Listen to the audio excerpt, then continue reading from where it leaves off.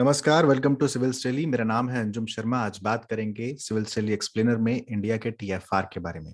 TFR मतलब कुल प्रजनन दर, यानी टोटल फर्टिलिटी रेट 2.0 हो गई है। कम है, चिंता का कारण है। क्यों कम हुई है और क्यों है चिंता का विषय, और क्या क्या reasons behind it's declining trends आज देखेंगे। नेशनल हेल्थ फैमिली सर्वे 5 के तहत कुछ आंकड़े आए हैं।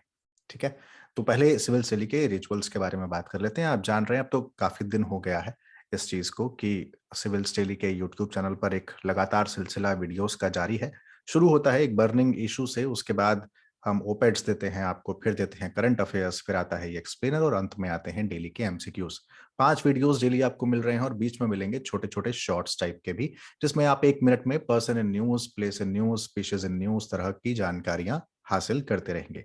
तो ये देखना ना भूलें, यूट्यूब चैनल को सब्सक्राइब कर लें, नोटिफिकेशन बेल को ऑन रखें ताकि आपको समय समय पर नोटिफिकेशन भी मिलते रहें।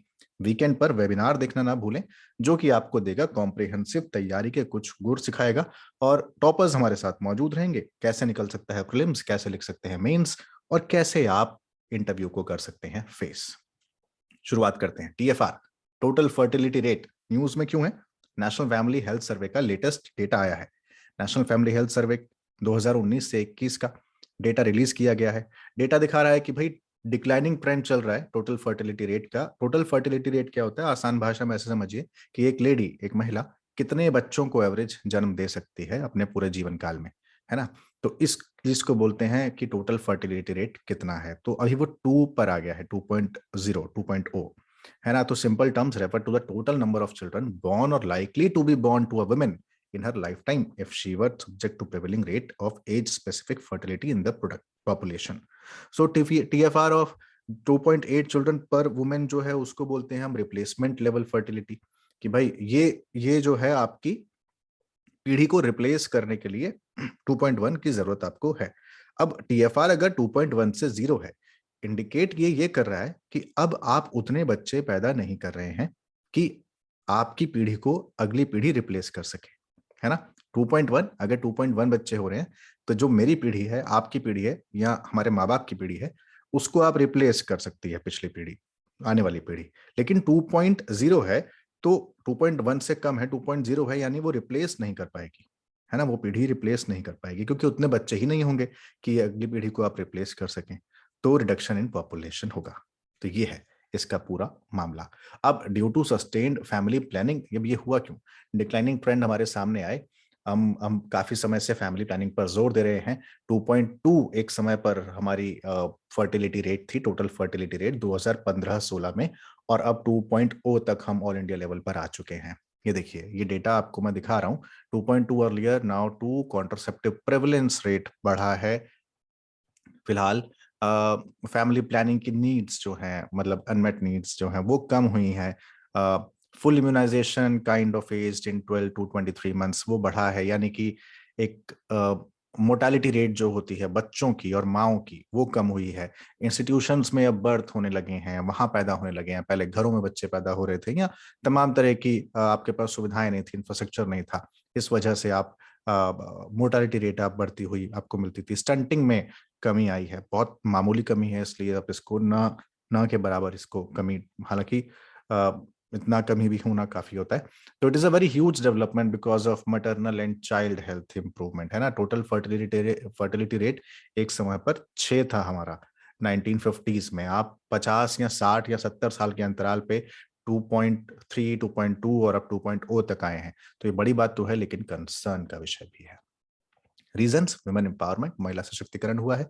लेटेस्ट डेटा ये दिखाता है कि several indicators related to fertility, family planning और मैरिज की जो आपकी उम्र है, और महिलाओं का जो सशक्तिकरण हुआ है, ये तमाम ऐसे कारण बने हैं जिससे टीएफआर में कमी आने का कारण बने हैं। कॉन्ट्रासेप्टिव्स का आसानी से मार्केट में उपलब्ध होना, है ना, ये एक तरीके का महिला सशक्तिकरण का एक तरीका हो सकता है, वुमेन एम्पावरमेंट का, कि उनको ये अधिकार दिया जाए कि आप बच्चा पैदा करना चाहते हैं या फिर नहीं करना चाहते। आमतौर पर पैट्रियार्कल सोसाइटी में ये चीजें पुरुषों के पास होती हैं, वो ये निर्णय करते हैं, महिलाओं को फैसला नहीं लेने दिया जाता। लेकिन कॉन्ट्रासेप्टिव का मार्केट में जब आई थी, उस टाइम पर इसे बहुत बड़े रेवोल्यूशन की तरह देखा गया था कि महिलाएं कॉन्ट्रासेप्टिव पिल लेना स्टार्ट करेंगी और अपने निर्णय भी ले सकती हैं। तो उसको निर्णय लेने का अधिकार दिया जाना चाहिए था, लेकिन कॉन्ट्रासेप्टिव के माध्यम से वो आया। और इसके कई सारे दूसरे पहलू ये हुए कि सन मेटा प्रेफरेंस जो होती है ना, सन प्रेफरेंस की बेटा चाहिए, उसके लिए भी कॉन्ट्रासेप्टिव्स का इस्तेमाल बहुत ज्यादा होने लगा। लेकिन जब आपने टेस्ट वगैरह पे कमी रोक लगाई, कानूनी रोक की, आप आपके गर्भ में भ्रूण में क्या है, आप ये पता नहीं लगा सकते हैं कि लड़का है या लड़की है, तो उसके बाद से कॉन्ट्रासेप्टिव्स का जो कॉन्सेप्ट था वो थोड़ा सा चेंज हुआ। तो it's a significant increase in current use of any modern contraceptive methods. तो ये बढ़ा है ऑल इंडिया लेवल पे 54 से 67%, 54% था, now it has been increase to 67%। Reversible spacing कहते हैं दो बच्चों के बीच के अंतराल को, गैप को, वो बढ़ा है। अब नया रिवर्सिबल स्पेसिंग मेथड आपको देखा गया है, वेज कंपनसेशन मेथड है, ऐसे तमाम चीजें आ रही हैं कि आप लंबे समय तक अपनी फैमिली के लिए काम करते हैं, तो वो जो गैप है बच्चों के बीच का वो बढ़ता चला गया है। गवर्नमेंट एफर्ट्स बहुत सारे हुए हैं पॉपुलेशन कंट्रोल को लेकर। In fact India was the first country to launch a national level family planning programme and the encouraging results were seen throughout these decades. तो ये चीजें देखने में मिली हैं। नाउ सिग्निफिकेंस क्या है, हो रहा है मान रहे हैं, लेकिन महत्ता क्या है इसकी, महत्व क्यों इतना जरूरी है कि मुझे इस पे एक्सप्लेनर आपको बनाकर समझाना पड़ रहा है। पॉपुलेशन स्टेबलाइजेशन का मसला हो रहा है। Now TFR2 is a definite indicator of stability of population. आपने अगर पिरामिड देखा हो पॉपुलेशन का, तो एक लेवल पे आके स्टेबलाइज हो जाता है। जब स्टेबलाइज हो जाता है तो लॉन्ग टर्म में आपकी कंट्री के लिए वो ठीक नहीं होता है। TFR is of 2.1 is something country want to achieve, but none of the country want to achieve कि उससे नीचे हमारा जाए। आप बुजुर्ग देश बन जाएंगे एक लेवल के पास, आपको रिप्लेस करने के लिए कोई पीढ़ी नहीं बचेगी। अब बुजुर्ग स्टेट कोई और नहीं बनना चाहता। जापान एक लेवल पे आके बुजुर्ग स्टेट है ना। तो इस तरीके के आपको उदाहरण देखने को मिलेंगे। Fall toward 2 means that India has achieved the goal of population stabilization. It essentially means that India need not worry too much about a very large population being challenged toward development. ठीक है, एक level पे ठीक है, but आगे जाके इससे कम हुआ तो ठीक नहीं रहेगा। हर समय हर चीज बहुत अच्छी नहीं होती है। यहाँ TFR अगर घट रहा है तो अच्छा है, लेकिन 2.1 से नीचे जाना बहुत ज्यादा अच्छा नहीं है। अच्छी बात यह है कि आपके पास अभी यंगर पॉपुलेशन है। अगले 2 से 3 साल, अगले 2 से 3 डेकेड्स में, यानी 20 से 30 सालों में आप एक अपॉर्चुनिटी देखेंगे। आप अपनी आर्थिक विकास की गति बहुत तेजी से देखेंगे, क्योंकि आपके पास युवाओं की जनसंख्या ज्यादा है। लेकिन अगर ऐसे ही चला तो एक लेवल पे आने के बाद वो जब उसको रिप्लेस करने के लिए कोई और नहीं मिलेगा, तो आपका यही जो इकोनॉमिक ग्रोथ है ये आ जाएगी नीचे। तो ये बहुत लंबे समय पे होता है, मतलब आपको आने वाले समय में बहुत ज्यादा डेवलपमेंट देखने को मिल सकता है। लेकिन आज से अगर मैं 100 साल या फिर 80 साल के बारे में बात करेंगे, तो ये 2.1 2.0 जो है वो ठीक चीज नहीं है। However, in order to leverage this opportunity, India should invest in public health and education with the skills. ठीक है, delayed peak position. This also means we will possibly still become the most populous country in the world. It was expected somewhere between 2024 to 2028, but it will now be delayed. अब वो देरी होगी, क्योंकि आपका TFR नीचे आ गया है, fertility rate कम हुई है। तो जाहिर सी बात है, अभी तो आप चाइना को क्रॉस नहीं करेंगे, उसमें समय लगेगा।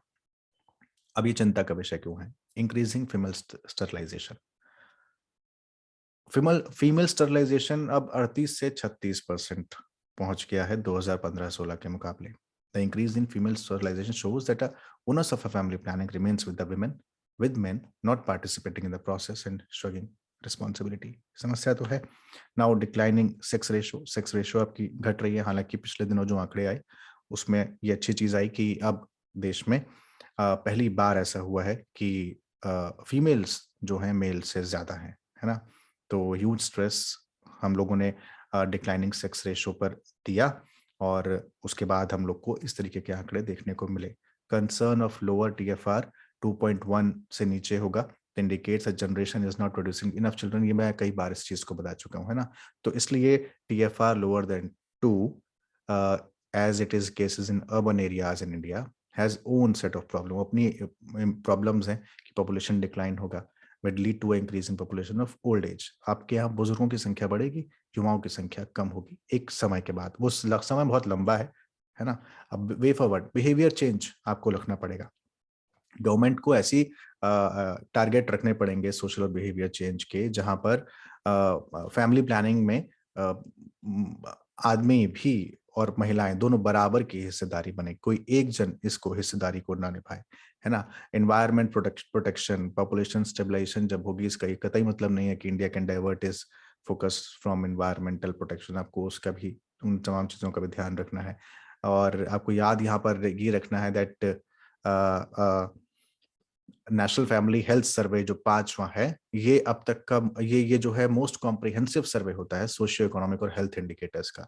इसमें बहुत सारी चीजें साथ में शामिल की जाती हैं। एनएफएचएस पर मैं एक अलग से एक्सप्लेनर भी आपके लिए बना दूंगा, और वो पूरे उसके जो आउटकम्स हैं, क्या क्या आपको याद रखने, क्या क्या नहीं रखने, उस पर एक अलग से बनेगा।